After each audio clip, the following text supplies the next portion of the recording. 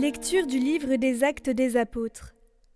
En ces jours-là, Étienne, rempli de la grâce et de la puissance de Dieu, accomplissait parmi le peuple des prodiges et des signes éclatants. Intervinrent alors certaines gens de la synagogue dite des Affranchis, ainsi que des Cyrénéens et des Alexandrins, et aussi des gens originaires de Cilicie et de la province d'Asie.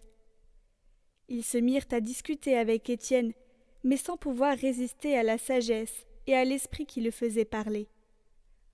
Alors, ils soudoyèrent des hommes pour qu'ils disent « Nous l'avons entendu prononcer des paroles blasphématoires contre Moïse et contre Dieu. » Ils ameutèrent le peuple, les anciens et les scribes, et, s'étant saisis d'Étienne à l'improviste, ils l'amenèrent devant le Conseil suprême. Ils produisirent de faux témoins qui disaient « Cet individu ne cesse de proférer des paroles contre le lieu saint et contre la loi. Nous l'avons entendu affirmer que ce Jésus, le Nazaréen, détruirait le lieu saint et changerait les coutumes que Moïse nous a transmises. » Tous ceux qui siégeaient au Conseil suprême avaient les yeux fixés sur Étienne, et ils virent que son visage était comme celui d'un ange.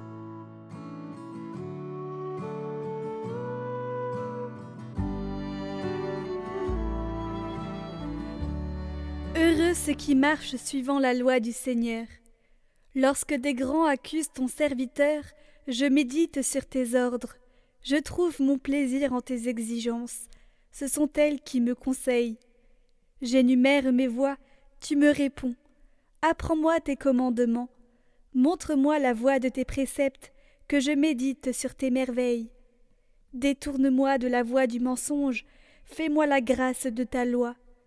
J'ai choisi la voie de la fidélité, je m'ajuste à tes décisions.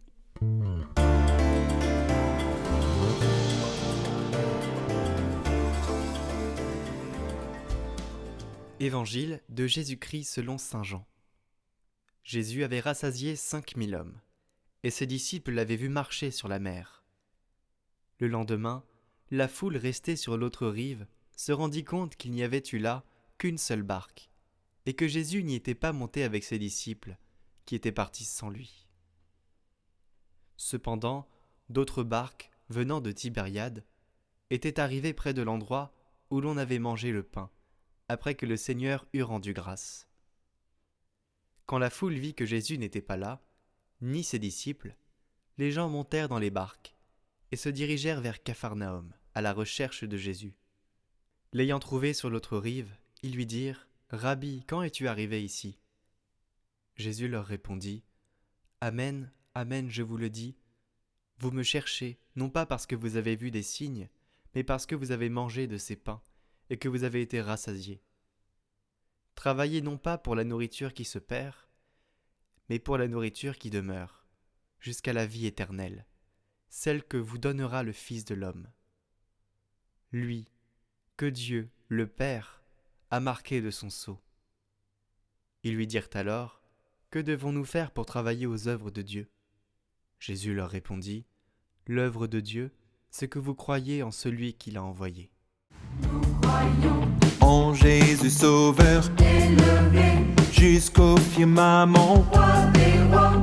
Il est le Tout-Puissant, il est Seigneur l'univers, tout lui est soumis, les enfers, les dominations, tout genou fléchira devant lui. Pour faire la neuvaine à Saint-Joseph, rendez-vous dans le lien inscrit en description de la vidéo.